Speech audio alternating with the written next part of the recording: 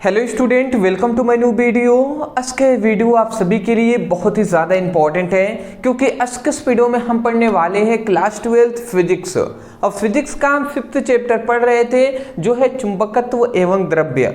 इस चैप्टर का ये पार्ट 6 है, मतलब ये हम कह सकते हैं छठा वीडियो है और ये इस चैप्टर का अंतिम वीडियो है। इस वीडियो को अगर आप देख लेते हैं तो ये चैप्टर पूरी तरीके से अब कंप्लीट हो जाएगा। तो चलिए स्टार्ट करते हैं और समझने का प्रयास करते हैं।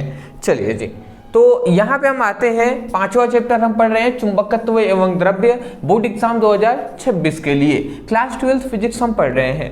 तो देखिए ये आपका 6, मतलब हम ये कह सकते हैं कि ये आपका पार्ट 6 है। इससे पहले के 5 लेक्चर यदि आपने नहीं देखे हैं, डिस्क्रिप्शन बॉक्स में फिजिक्स के नाम से एक लिंक मिलेगा, उस पर क्लिक करेंगे, सीक्वेंस वाइज चैप्टर वाइज सभी वीडियो मिल जाएंगे, वहां से आप पढ़ाई जरूर कीजिएगा। चलिए, तो हमारा यहाँ पे पहला हमारा टॉपिक आता है जो है कि चुंबक का परमाणुविक मॉडल। देखिए चुंबक का परमाणुविक मॉडल क्या होता है इसको हम जानेंगे।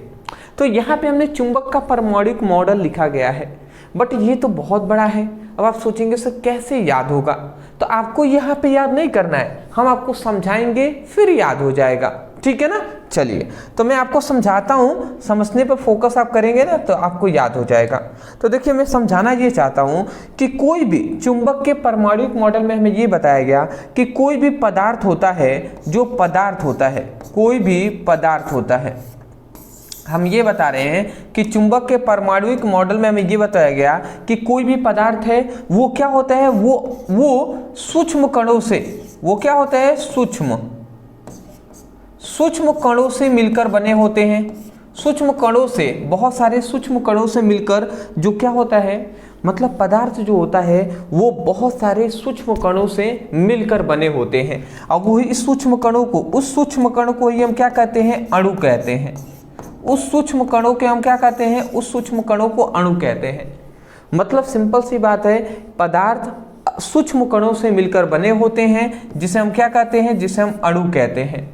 अणु जो होता है वो बहुत सारे अति सूक्ष्म कणों से, अति सूक्ष्म कणों से मिलकर बने होते हैं। अति सूक्ष्म कणों से मिलकर बने होते हैं जिन्हें हम परमाणु कहते हैं, जिन्हें हम क्या कहते हैं, जिन्हें हम परमाणु कहते हैं, ठीक है ना। तो इतनी बात आपको समझ में आया या नहीं। पदार्थ जो होते हैं वो सूक्ष्म कणों से मिलकर बने होते हैं जिसे हम अणु कहते हैं। अणु जो होता है वो अति सूक्ष्म कणों से मिलकर बने होते हैं जिन्हें हम परमाणु कहते हैं। अब परमाणु में हम इतनी बात जानते हैं कि कोई भी परमाणु है, सपोज दैट मैं यहाँ पे बना दूं कि ये एक परमाणु है, तो परमाणु जो होता है, परमाणु अति सूक्ष्म होता है। परमाणु के केंद्र में क्या होता है, नाभिक होता है। और नाभिक में क्या पाया जाता है, नाभिक में जो पाया जाता है वो मैं आपको बता दूं कि इस नाभिक के अंदर क्या पाया जाता है, प्रोटॉन पाया जाता है और इलेक्ट्रॉन उपस्थित होते हैं, प्रोटॉन और न्यूट्रॉन उपस्थित होते हैं। और ये जो नाभिक है, नाभिक की चारों ओर वृत्ताकार कक्षाएं होती हैं जिसमें क्या होता है, जिसमें इलेक्ट्रॉन जो होते हैं, जिसमें इलेक्ट्रॉन जो होते हैं वो क्या करते हैं, गति करते हैं। जिसमें जो इलेक्ट्रॉन होते हैं वो क्या करते हैं, गति करते हैं, ठीक है ना। कक्षाओं में इलेक्ट्रॉन होते हैं जो वृत्ताकार गति करते हैं। तो ये जब इलेक्ट्रॉन वृत्ताकार गति करते हैं तो इसी के कारण, इसके कारण क्या होता है, इसी के कारण क्या होता है, विद्युत तथा चुंबकीय क्षेत्र उत्पन्न होता है। विद्युत तथा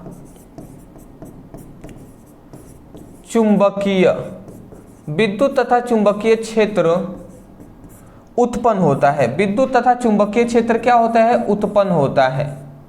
अर्थात हम ये कह सकते हैं कि चुंबकत्व उत्पन्न होता है। यही जितनी हमने बात बताया ना, यही यहाँ पे बताना है।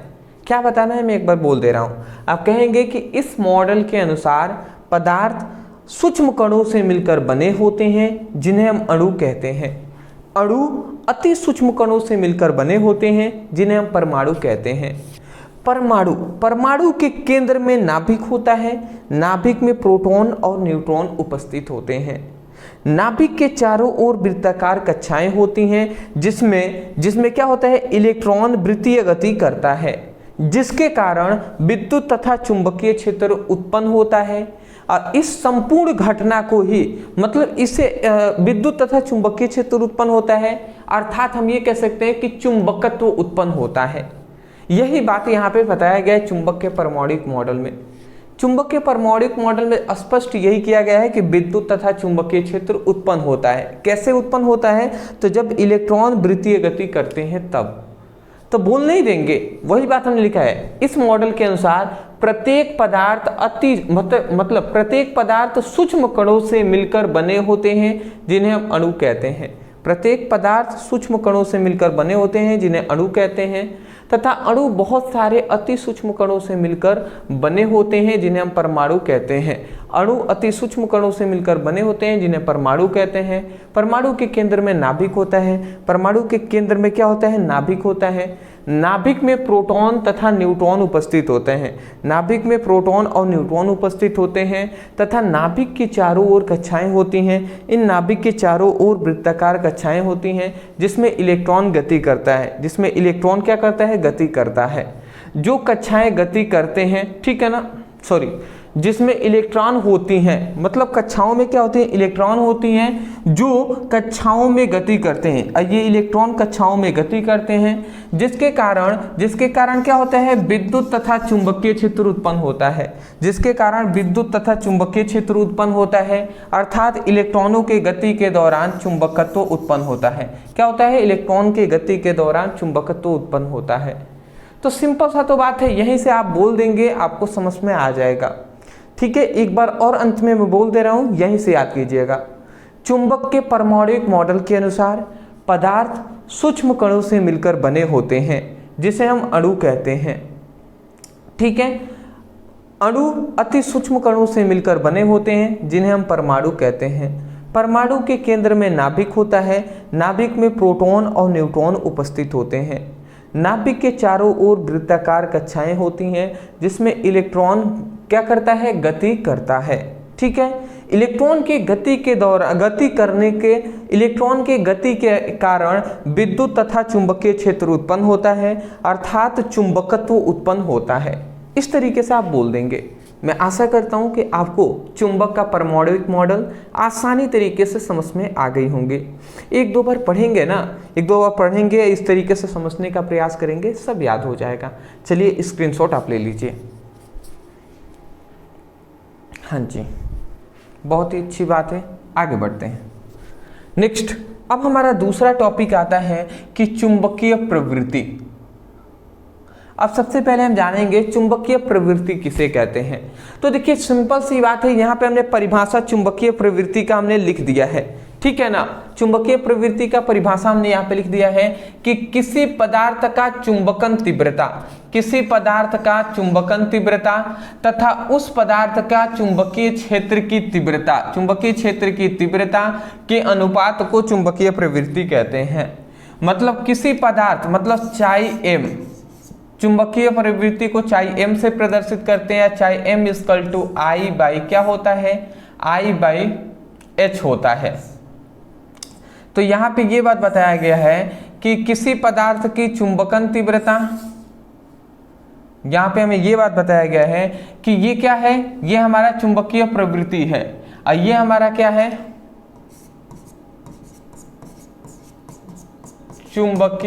चुंबकन तीव्रता है।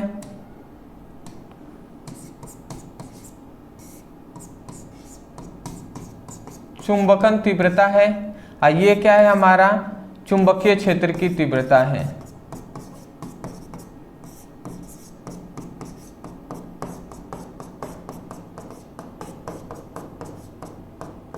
ठीक है ना, तो यहाँ पे हमने क्या बात बताया कि किसी पदार्थ का चुंबकन तीव्रता तथा उस पदार्थ की चुंबकीय क्षेत्र की तीव्रता के अनुपात को चुंबकीय प्रवृत्ति कहते हैं। तो मैं आशा करता हूं कि चुंबकीय प्रवृत्ति का परिभाषा आपको समझ में आ गया होगा कि किसी पदार्थ का चुंबकन तीव्रता तथा उस पदार्थ के चुंबकीय क्षेत्र की तीव्रता के अनुपात को चुंबकीय प्रवृत्ति कहते हैं।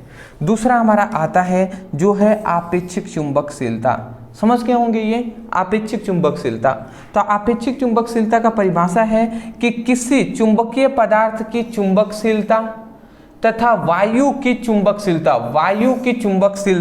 के अनुपात को उस पदार्थ की आपेक्षिक चुंबकशीलता कहते हैं। ठीक है ना, ये आप याद रखेंगे। जहां इसका फॉर्मूला होता है कि mu M equal to mu by mu naught, ये होता है फॉर्मूला। जहां म्यू एम क्या है, म्यू एम है आपेक्षिक चुंबकशीलता, यहाँ पे म्यू क्या है, तो ये है पदार्थ का, पदार्थ की चुंबकशीलता है, पदार्थ की चुंबकशीलता है। और म्यू नॉट क्या है, ये है वायु की चुंबकशीलता, वायु की चुंबकशीलता,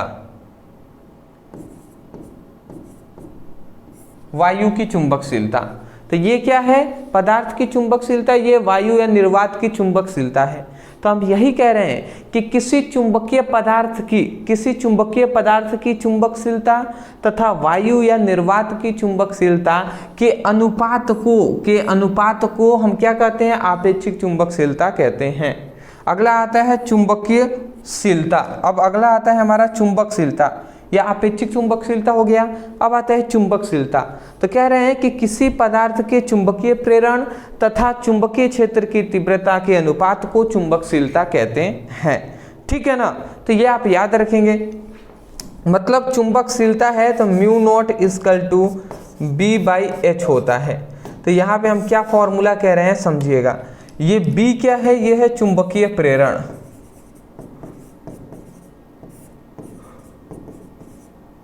चुंबकीय प्रेरण,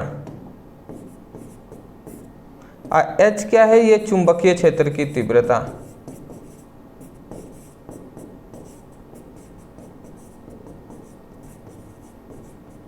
तो हम यही कह रहे हैं कि किसी पदार्थ का चुंबकीय प्रेरण तथा चुंबकीय क्षेत्र की तीव्रता के अनुपात को क्या कहते हैं, चुंबकशीलता कहते हैं। किसी पदार्थ का चुंबकीय प्रेरण तथा उसकी चुंबकीय क्षेत्र की तीव्रता के अनुपात को चुंबकशीलता कहते हैं। तो मैं आशा करता हूं कि चुंबकशीलता भी आपको आसानी तरीके से समझ में आ गई होंगी। तो चलिए, ये तीनों टॉपिक आपको समझ में आ गई होंगी, मैं ऐसा आशा करता हूं।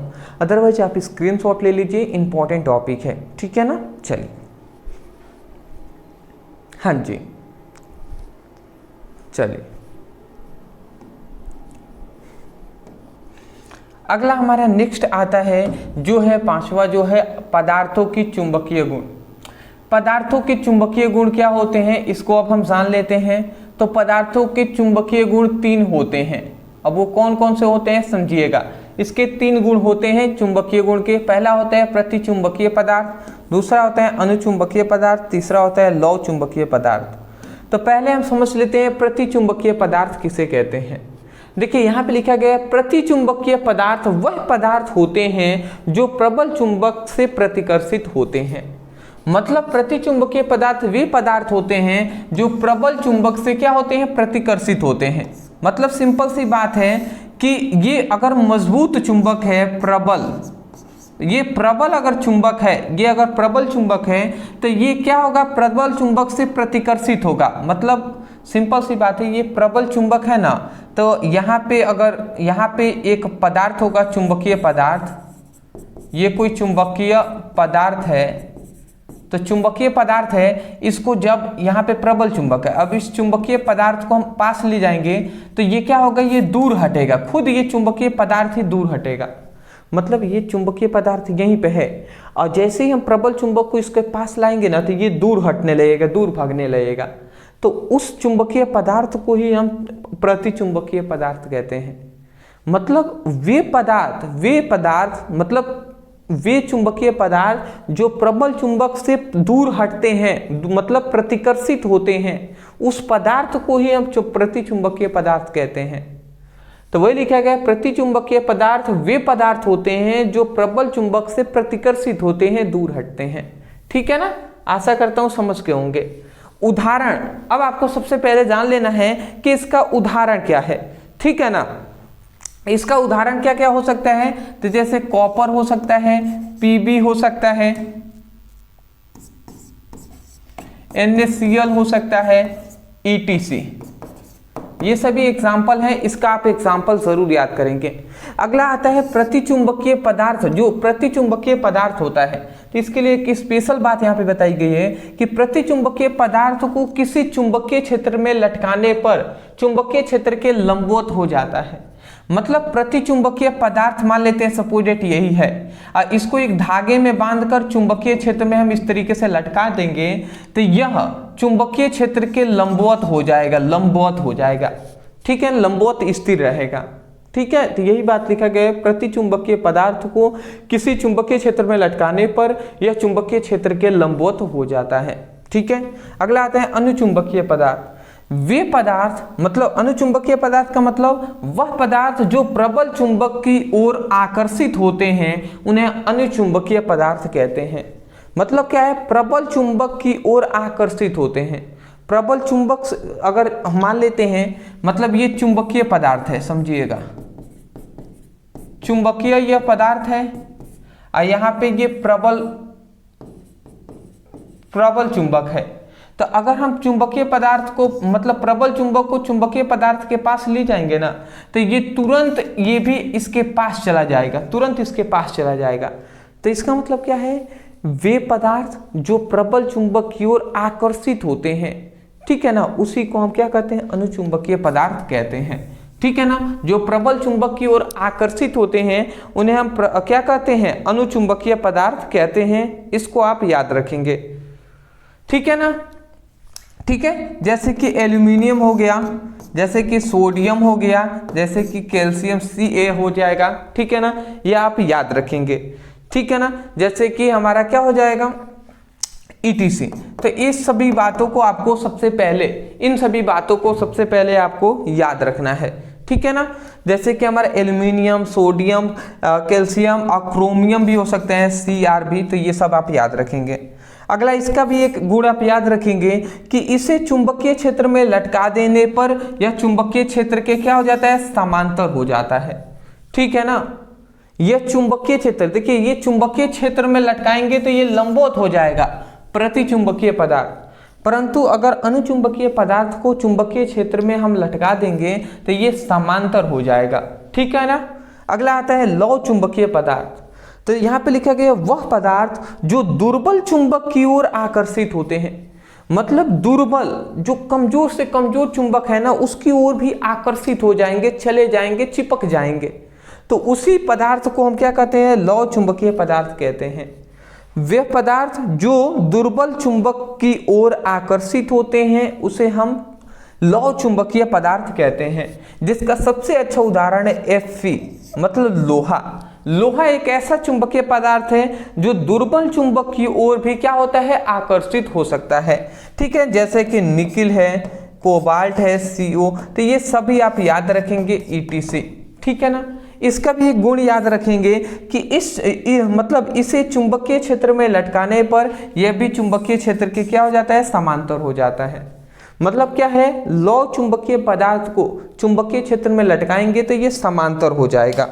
तो मैं आशा करता हूं कि ये 3 टॉपिक आपको आसानी तरीके से समझ में आ गई होंगी कि प्रतिचुंबकीय पदार्थ, लौह चुंबकीय पदार्थ, अनुचुंबकीय पदार्थ क्या होते हैं। अदरवाइज वीडियो पसंद आया है तो वीडियो को जरूर लाइक कीजिएगा, चैनल पे नए होंगे चैनल को सब्सक्राइब कर लीजिएगा।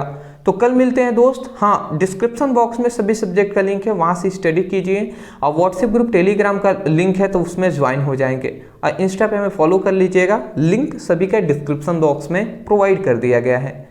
कल मिलते हैं दोस्त, एक न्यू चैप्टर केमिस्ट्री का हम स्टार्ट करेंगे। यदि आप भी चाहते हैं कि केमिस्ट्री का 5th चैप्टर जो है उपसंयोजक यौगिक, उसको हम स्टार्ट करें, तो आप हमें कमेंट सेक्शन में ज़रूर बताइएगा। देखते हैं कौन कौन से स्टूडेंट हैं जो हमें कमेंट करते हैं। Thank you so much for watching this video. Thank you.